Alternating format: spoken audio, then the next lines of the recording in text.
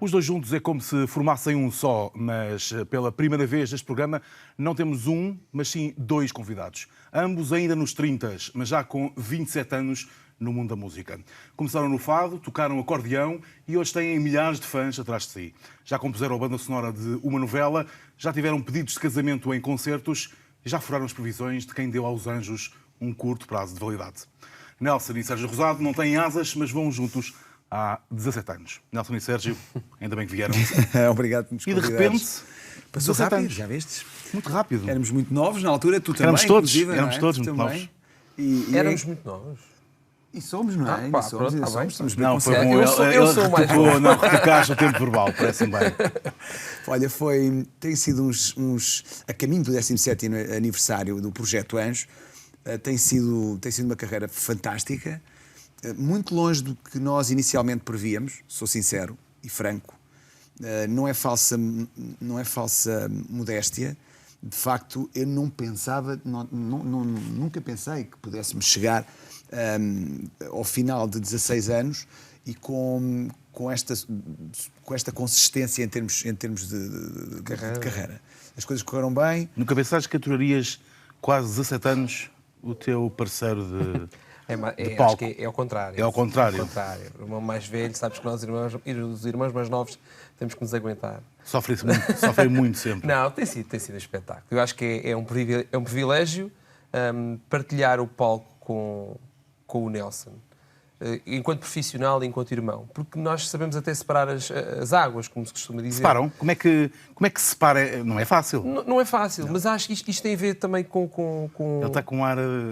Estou com ar. Porque há muita coisa, ou seja, há muita coisa que envolve essa separação de águas e que justificam essa normalidade. Principalmente quando estamos na mesma profissão, desde que nos conhecemos, basicamente. Isso ajuda. Portanto, ajuda. a primeira vez que eu subi ao palco com o Nelson, de alguma forma profissional ou semi-profissional, Era semi-profissional. eu tinha apenas 8 anos de idade. Em 88, na casa do Exatamente. Algarve. Portanto, a partir daí tornámos, se calhar, um hábito. E aos fins de semana lá íamos nós para os nossos espetáculos, acompanhados pela família, obviamente. E depois, quando a coisa se tornou um pouco mais profissional, exatamente. E nessa estrutura é engraçado que até eu tenho uma parte em que me sinto mais confortável e o Nelson outra, em que nós gostamos de opinar sobre as coisas que cada um faz. E desenvolve. E acho que o trabalho aí fica muito mais rico. Sim. Mas acham que o facto de se conhecerem tão bem e de serem aqueles ajuda. que conhecem mais um e o outro, Sim, não é? Não haverá com certeza ninguém que te conhece tão bem como o Sérgio e no caso do Sérgio Nelson é a mesma Esqueças coisa. que eu conheço bem. Acham que esse dado foi determinante no sucesso dos Anjos? É uma parte do sucesso. Não é muito habitual grupos como o vosso durarem tanto tempo. É um facto. Ainda para mais quando nós surgimos num momento fantástico da música nacional, em que muitas bandas apareceram, com muito sucesso, inclusive. Mas também desapareciam com a mesma rapidez como apareciam. Sabes que sim, é relativo. Foi um tempo muito chiclete, eu lembro-me na altura, os que mais sucesso tinham feito antes de nós e que estavam com 5 anos de carreira, porque eu acho que os Excesso mais ou menos 5, 6 anos, porque foi um boom muito grande, não é? Com a NZ Produções, que de resto nos lançou, pegou no nosso projeto, retocou e bem, e nós não... Utilizando uma velha expressão e um velho ditado português, nós não cuspimos no prato onde comemos. E uma coisa... Que é um hábito muito português, não é? Sim, mas não há problema nenhum em assumir estas coisas, porque, de facto, a César o que é de César. No início foi feito um trabalho extraordinário em termos de preparação, de planeamento e gestão de carreira para aquele início. De facto, nós depois, e hoje em dia, sem qualquer tipo de tabu, falamos nisso, e ressentimento sequer, achámos por bem que aquilo estava a levar um caminho que não era aquilo que nós queríamos. Nós queríamos fazer alguns retoques no projeto que colidiam com as vontades da produção na altura. Então chegámos a um termo, chegámos a um acordo, resolvemos cada um ir para o seu lado, em termos de produtora e artistas, montámos a nossa, foi das melhores coisas que fizemos até hoje. Curiosamente, Controlam a vossa própria... Há 14 anos. Ou seja, nós tivemos na NZ 1 ano e meio. Parece que foi uma eternidade, porque aquilo foi tudo tão vivido, intensamente. Intenso. Não foi? Com tanto sucesso, com tanto barulho, com tanto marketing, com tanta coisa que aconteceu boa, que nós depois quisemos tomar as rédeas da nossa carreira e foi das melhores coisas que fizemos, porque aí, confesso, que teríamos provavelmente saturado. E depois não nos esqueçamos que uma coisa sou eu e o Sérgio gerirmos a nossa própria carreira, ou temos ideias para aquilo que queremos em termos profissionais e não temos outras pessoas que poderão, em linguagem de marketing, canibalizar produto. Ou seja, na altura havia tanta procura pelos nossos concertos que, inclusive, nós soubemos que foi feito um casting para arranjarem 2 indivíduos que cantassem Portanto, não era uma dupla romântica, porque nós não éramos uma dupla romântica, não é? Isso, havia quem fizesse esse trabalho. Era uma brothers band ou uma dupla pop, uma dupla mais pop, de 2 rapazes que pudesse, de certa forma, olha, não tenho os anos, mas tenho aqui este projeto. E cá está. Nós tínhamos que sair fora desse tipo de risco. E queríamos ter uma banda... Até porque foi uma década muito forte na música portuguesa, mas também projetos novos na área das boys bands. Os sets foram, digamos que os mais falados e os mais... o maior sucesso. Mas vocês próprios não foram os primeiros. Não. Mas eles não foram... O Sétimo Céu, vocês dois, o Telmo e o Pedro Camilo. O Telmo Miranda e o Pedro Camilo. Um projeto espetacular. E com uma sonoridade muito bonita. Era particular. Nós éramos os alternativos das boys bands. Aliás, somos suspeitos quando falamos um pouco nisso. Um bocadinho. Aliás, convenhamos. Inclusive quando neste momento nós temos a nossa turnê acústica, porque somos músicos, gostamos de desfrutar. Terminou, não é? Terminou. Gostamos de desfrutar do que é o prazer de estar em cima de um palco e tocar, cantar, improvisar no momento. E o Sétimo Céu, na altura, era um pouco uma boys band alternativa. Sim, desformatada. Não era aquela coisa... Exatamente, não era aquilo... Metida numa camisa de 7 varas. E tal, mostrar o corpo. Exatamente. Tu tens que abrir a camisa até não sei onde. Tu és o gajo que falas não sei o quê. E depois, normalmente, há sempre só um que canta. O resto está ali verbo de encher. E aprendemos muito. O Sétimo Céu não era bem assim. Há muito tempo não líamos por pauta naquela altura, não é? E naquela altura... fomos um pouco, literalmente, forçados a ler um bocadinho por pauta, cantávamos à capela nos espetáculos, durou apenas um ano. A vossa formação em música começou muito cedo. Sim. Foi determinante nesse... Hoje, quando vem à distância, nestes 27 anos de música que vocês já levam, que é impressionante. É impressionante, Tu tens 39, tu tens 35, Sérgio... Determinante não só na altura, sim, 35. Não só na altura... Como agora também nos ajuda evidente, imenso. Sim, claro. Às vezes nós estamos sempre à procura da perfeição. Também tu, na tua área, estás sempre à procura da perfeição. É claro que se nós olhamos para trás e pensarmos que podíamos ter estudado um pouco mais e se calhar em certas alturas nos ajudaria ainda mais a nível de composição, mas eu cada vez mais acredito na energia das coisas. Elas acontecem quando têm que acontecer. E ajuda imenso a nossa formação musical, sem dúvida. No início, então, porque o Sétimo Céu, no projeto Sétimo Céu, foi fulcral, não é? Porque havia muita coisa que era muito técnica, havia um trabalho de pauta, como o Sérgio já disse, porque havia um arranjo para o Nelson, para o Sérgio e para o Pedro Camilo e para o Telmo Miranda. E de facto o Telmo foi uma ajuda preciosa.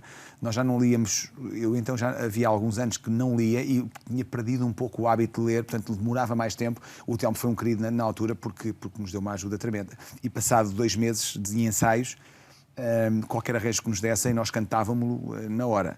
Porque nós não tivemos formação vocal. A verdade também é esta, não é? Uma das coisas que até falámos, a Mena Cavaqueira, com uma das artistas que passou por aqui, com a Rita Guerra. Que existem tantos artistas e tantos talentos que não sabem ler uma única nota por pauta. E isso é verdade. Isso faz falta. Por vezes faz falta, outras vezes nem por isso. Isto para te dizer o quê? Chegar a uma conclusão de que muitas das vezes a paixão que tu tens pela música, no nosso caso, é tão grande.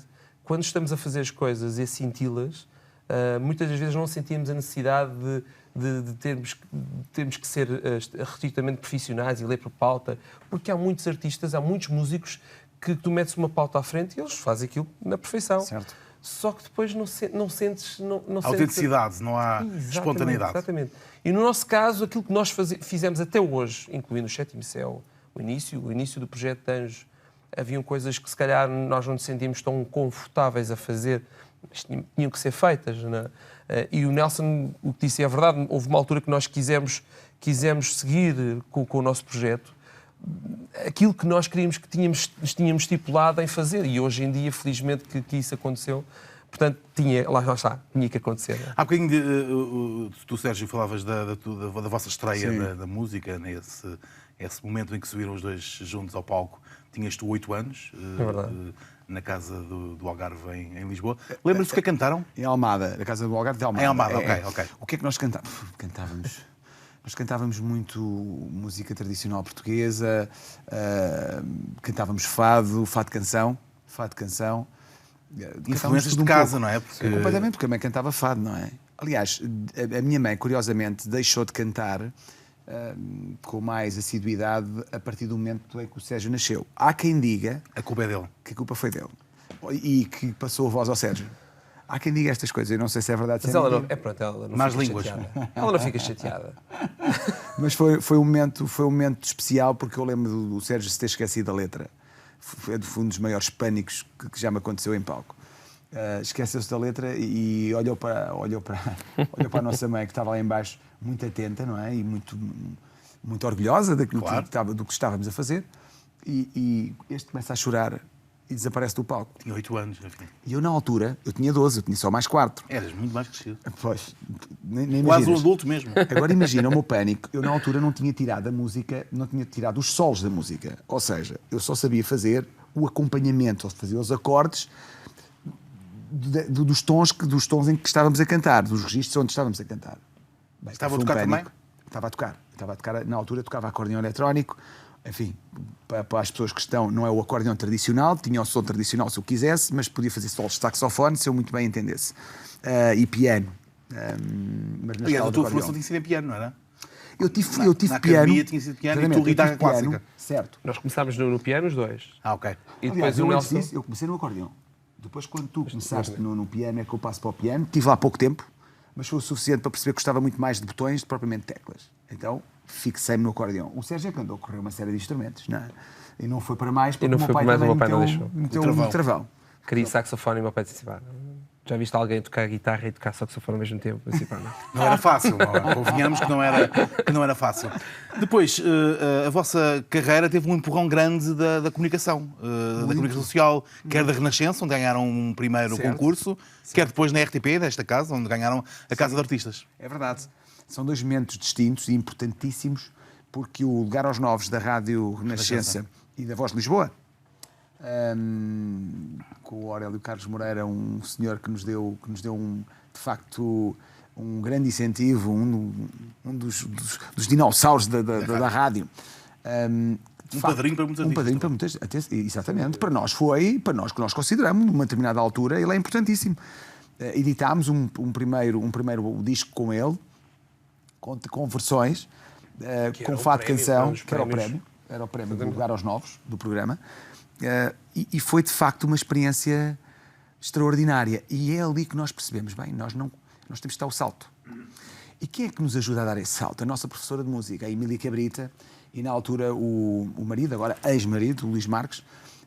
Eles viram que de facto nós conseguiríamos ir mais além e sair daquele conceito do fazer música ao ambiente, ou fazer música ao vivo aqui ou ali, ou agora vai fazer festas populares. Houve um momento em que esse circuito era o circuito habitual, aliás, de resto, quem queria tocar, quem queria cantar, era assim que fazia, não é? Ainda hoje em dia.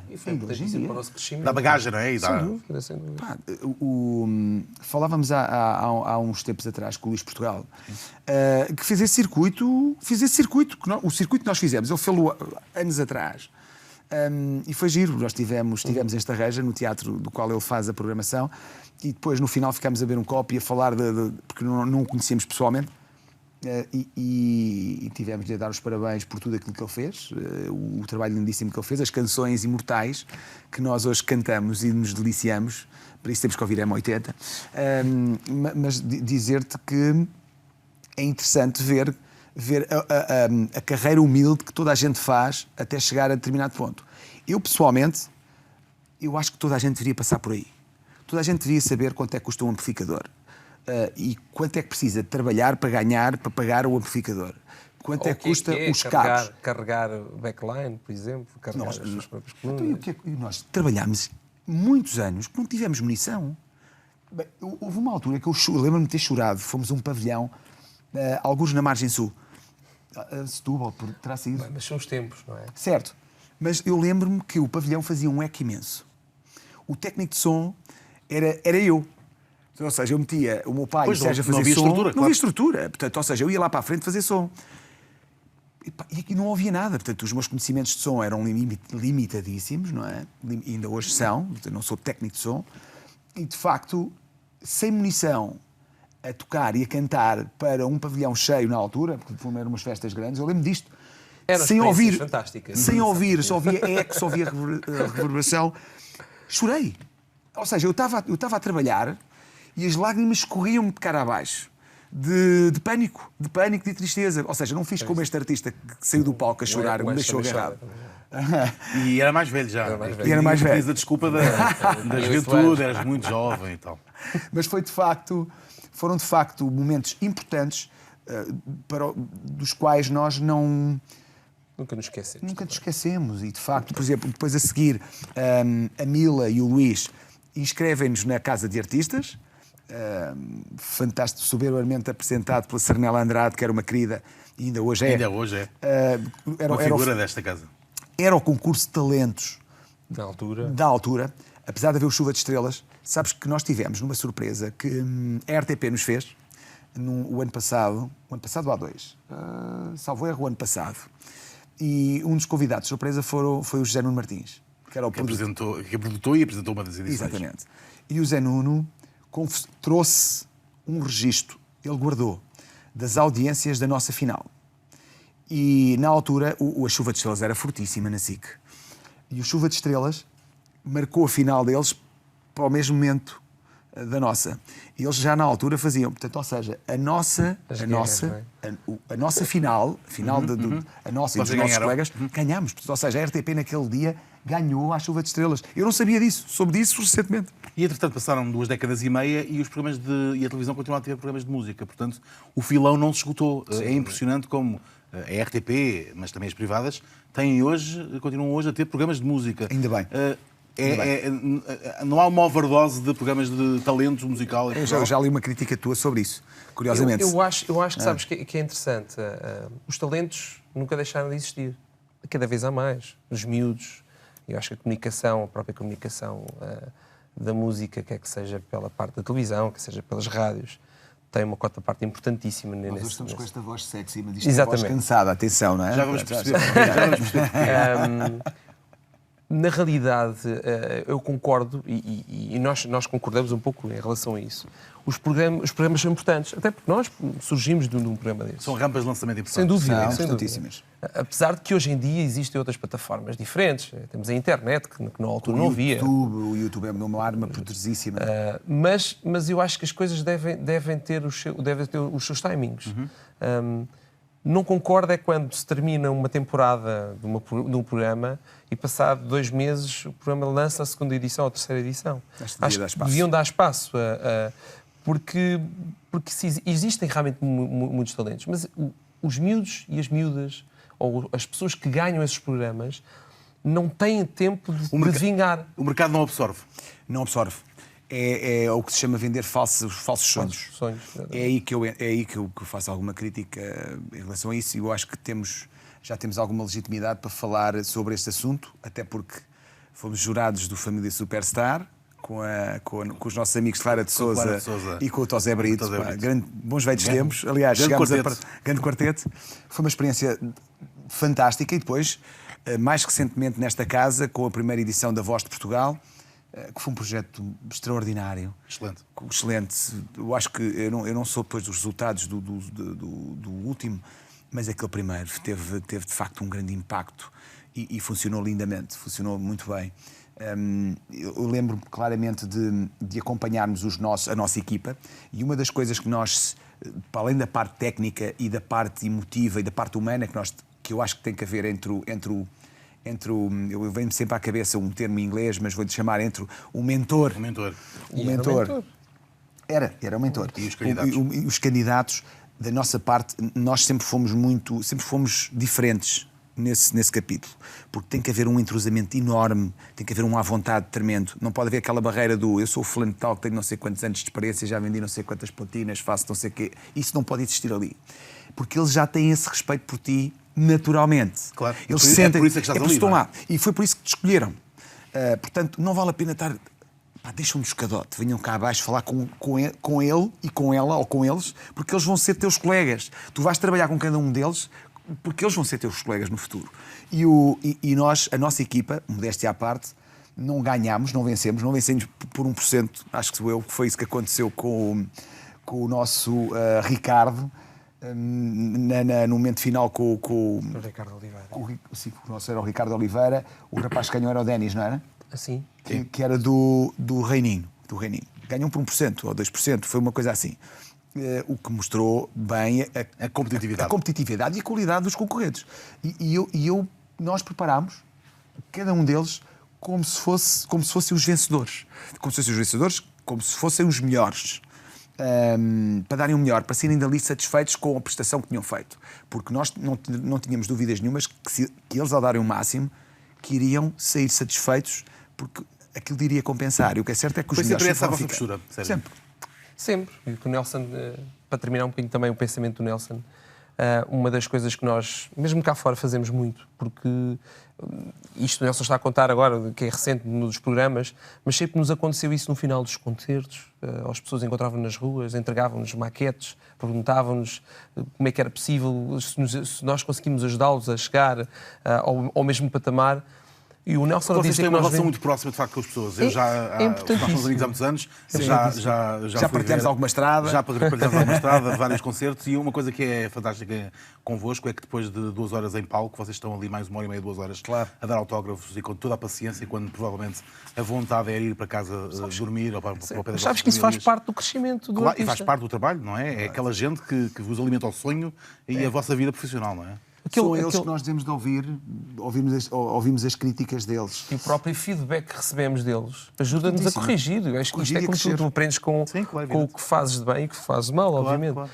E para terminar um bocadinho esse pensamento, o que nós falamos com os novos talentos, ou mesmo aquelas pessoas que andam, que têm uma carreira já muito grande, mas é quase como falando do futebol, está na segunda liga, entendes? E querem dar um passo, nós não vamos vender falsos sonhos. Apenas falamos daquilo que é a realidade. É difícil, não é fácil. Às vezes as pessoas, para conseguir, de alguma forma, tirar... Cativá-los, não é? Ou aproveitar-se, de alguma forma, de certos artistas. Nós sabemos perfeitamente que vale um pouco tudo, não é? Eles vendem falsos sonhos no sentido de dizer, vais conseguir, eu prometo isto, prometo aquilo, prometo aquilo outro. Isso é tudo. Mas as coisas às vezes não acontecem como as pessoas falaram. Neste sentido, acho que nós ganhamos um pouco o respeito das pessoas, porque não lhes mentimos. E é impressionante nestes 17 anos, de facto, a legião de fãs que vocês têm por todo o lado. Sim, seja um concerto no Seixal, onde naturalmente estão a jogar em casa, seja num concerto longe, de facto há uma legião de fãs que vos acompanha. A vossa carreira nunca... Eu sei que pensaram, chegámos a falar sobre isso, da possibilidade de seguirem, por exemplo, para o Brasil, tentarem a vossa sorte no Brasil. Porquê é que isso nunca avançou, essa possibilidade de internacionalizar a vossa música? Não é fácil. Em primeiro lugar, tem que se estar lá, não é? Porque nós sentimos isso várias vezes que fomos ao Brasil. A oportunidade mais forte foi aquela primeira, foi no início da carreira, foi no 99, 2000, início de anos. 99. O boom da banda. Estivemos nos estúdios Projac com a queridíssima Xuxa, em que nós não tínhamos a noção das palavras da Xuxa e da dimensão da Xuxa naquela altura. E a Xuxa disse que era a madrinha dos anjos no Brasil. Nós tínhamos planeado uma semana. Era fantástico. Melhor era impossível naquele momento. Melhor era impossível. Naquela altura, melhor era impossível. Ganhámos a simpatia da parte dela. Foi uma experiência alucinante, porque nós tínhamos apenas o programa dela marcado, com 2 entrevistas, e tínhamos a semana inteira para passear. Acabámos por não ter tempo para passear, porque aquilo é tipo uma bola de neve. E o facto de eu ter dito temos que lá estar, é porque aquilo tudo acontece muito rápido. E é por contacto direto. E nós temos a plena consciência que para ter sucesso no Brasil, e esta experiência que nós tiramos lá, ficou lá um clube de fãs no Rio e outro no Nordeste brasileiro. Portanto, o que é engraçado é que há tantos anos que as pessoas não nos veem no Brasil e continuam a manter contacto com a nossa carreira. Tivemos recentemente uma experiência com uma banda do sul do Brasil, os Papas da Língua, Sim. que são brutais, a banda do Serginho Moá e do Pezão, do Zé Natálio, daquela gente toda fantástica, em Porto Alegre. Eles são de Porto Alegre, no sul. E, de facto, tivemos em concerto há 2 anos, lá, no Bourbon Country, um teatro lindíssimo de 1.300 pessoas. Um teatro, quer dizer, aquilo está encaixado lá num complexo comercial. E, de facto, foi extraordinário ver, sentir o calor daquele público, que era um público que estava... Eu pensava que nós pensávamos que íamos a um festival, porque aquilo era o festival de inverno deles. Mas foi no teatro. E lugares sentados. Eu assim, bem, que tipo de música é que nós vamos fazer? O álbum acústico ainda não estava pronto. Nós não tínhamos um alinhamento acústico. Seria o ideal para aquele local. Claro. Tivemos que improvisar dentro dos nossos tempos. E foi um sucesso. Foi uma coisa extraordinária. Eu lembro-me de ver o produtor deles, o Wilton, lembro-me de ver a nossa produtora, a Timi, chorarem agarrados um ao outro de alegria e de emoção, porque foi difícil conseguir aquela presença lá. Eu não vos consigo explicar a receptividade e a recepção que nós tivemos lá. Uma das dificuldades mais engraçadas disso que nós falámos antes de entrar, nós assim, como é que nós vamos falar, Sérgio? Como é que vamos comunicar com o público? O eterno problema. Porque sabemos que às vezes é difícil, porque não nos entendem, não é? Há certas palavras, nós temos de falar devagar. Mas a música é universal. Sem dúvida. Mas a própria comunicação foi... E eles gostam muito do nosso sotaque. Por muito que o brasileiro brinque e troce de nós, como eles dizem, eles gostam do nosso sotaque. Eles gostam do sotaque lusitano. Porque a verdade é esta, não é? Eles não... Quando tu dizes português do Brasil... É português, é de Portugal, portanto um cantinho pequenino é adocicado. Alguém dizia, lá em conversa de amigos, isto noutra viagem que fizemos ao Brasil, alguém dizia que haviam alguns brasileiros magoados com o facto de nós devíamos ter sido colonizados pelos holandeses, pelos alemães, estávamos muito melhores, e há alguém do nosso corpo diplomático que se levanta e diz, isso é tudo muito verdade, mas repara uma coisa, mas você... Já pensou como é que iria ser a Garota de Ipanema cantada em alemão? E a verdade é essa, não é? Há ali, fora de brincadeiras, nós, Portugal, teríamos tudo para poder triunfar no Brasil. Mas aquilo que eu vou dizer agora é o que realmente se passa. Não é fácil porque o mercado brasileiro, em relação à música que vem de fora, é bastante proteccionista. Ao contrário do nosso. Não são eles que estão errados, eles estão certíssimos. Nós devemos responder na mesma moeda, o que não acontece. Portanto, eu se fosse secretário de Estado da Cultura neste país, falando de uma área que eu conheço, que é a música, para já os festivais que acontecessem no nosso país deveriam ser munidos de algumas regras, ou revestidos de algumas regras importantíssimas. Aqui ao lado do Rock in Rio, por exemplo... Viste? Por exemplo, é um excelente exemplo. Para ir uma banda internacional tem de ir... 2 ou 3 espanhóis, ou 4, mais nada. E aqui deveria ser exatamente a mesma coisa, porque... Nós temos que ver isso até do ponto de vista financeiro, dos cofres do país. As bandas internacionais vêm cá, através da empresa que fatura aquela, daquela que fatura outra, da outra que fatura outra, e o dinheiro vai tudo embora. O dinheiro vai tudo embora. Portanto, há uma saída de receita. Não há entrada. Não fica cá nada. Unidos, não é? Exatamente. Nos Estados Unidos, nós fomos lá fazer um concerto há uns tempos e, por exemplo, nós vamos a nossa banda, levamos os nossos técnicos e o produtor desse concerto teve que pagar um X por cada músico que nós levámos porque, entre aspas, supostamente não estariam a trabalhar o baterista americano, o guitarrista americano, o teclista americano, tal. Isto é um X para o sindicato dos músicos. Sindicato dos técnicos. Estavam lá 3 técnicos de apoio, técnico de frente, que nós levámos o nosso, mas estava lá um, técnico de luz, técnico de palco. Haviam 3 técnicos, estavam lá. Portanto, ou seja, e eles estavam exatamente a ganhar caixa também. Isto era uma das coisas que eu mudaria, não tenho as dúvidas nenhumas. Fica a dica. Fica a dica. Com os anos o tempo voa e, portanto, estamos mesmo no final da nossa conversa. Sei que estou a preparar coisas novas. Finalmente. A acompanhar os novos tempos, de resto. Com certeza. Tivemos a trabalhar desta parte Aliás, há coisa de 4, 5 meses que estamos de volta do novo álbum. É um álbum diferente, não vai sair em formato físico. Não é um álbum, já. não é um álbum nesse aspecto clássico do termo. Nós adotámos uma estratégia e agora podemos falar abertamente sobre isso. Voltámos aos tempos antigos, que era de se lançar o single, não é? Vender o single. Vender o single primeiro. O primeiro lançamento. Exatamente.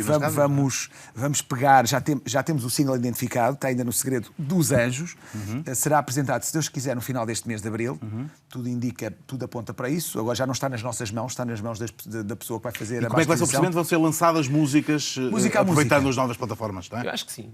Lançamos um single, promovemos-lo com um videoclipe, toda a imagem envolvente, portanto, o marketing que existe normal à volta. Rádio, televisão, imprensa escrita. E depois vamos lançando single a single, quem sabe depois chegar ao Natal, reunimos os singles todos e lançamos então no formato um concerto ao vivo com aqueles concertos. Portanto, quem gosta de ouvir os Anjos sabe que tem... sabe que vai ter que ir a um iTunes, vai ter que ir a um Spotify, vai ter que ir a um no fundo, Music. As plataformas onde hoje em dia se consome música em massa, não é? E existe massa crítica neste momento suficiente para se fazer isso. Vai ser uma novidade para nós, para o nosso público, mas nós, inclusivamente, temos uma ideia em termos de marketing para o lançamento do single, provavelmente até o iremos oferecer numa parceria que ainda não foi discutida, mas que irá acontecer com um parceiro que nós queremos que seja forte. Vamos ver se acontece. Se acontecer é bom para todos. Para terminar, sem descurar aquela que é uma força vossa grande, que é o trabalho em palco, não é? Os vossos concertos que são sempre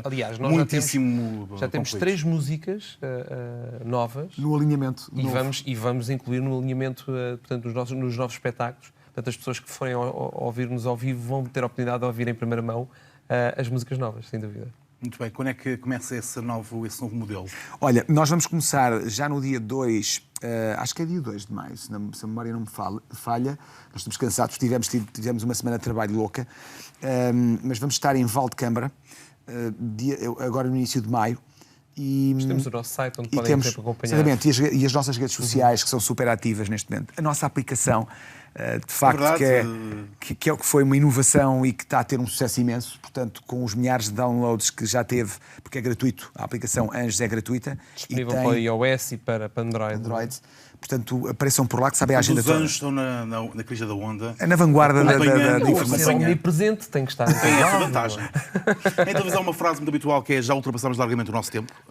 E, portanto, despeço-me com esta frase clássica que nós crescemos os três a ouvir na televisão e na RTP. Foi muito bom ter-vos aqui, como sabem. Ainda bem que viemos.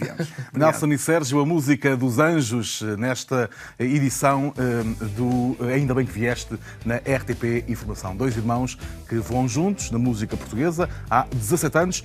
Todas as semanas, novas conversas, novos convidados no Ainda Bem que Vieste. É assim todos os fins de semana na RTP Informação.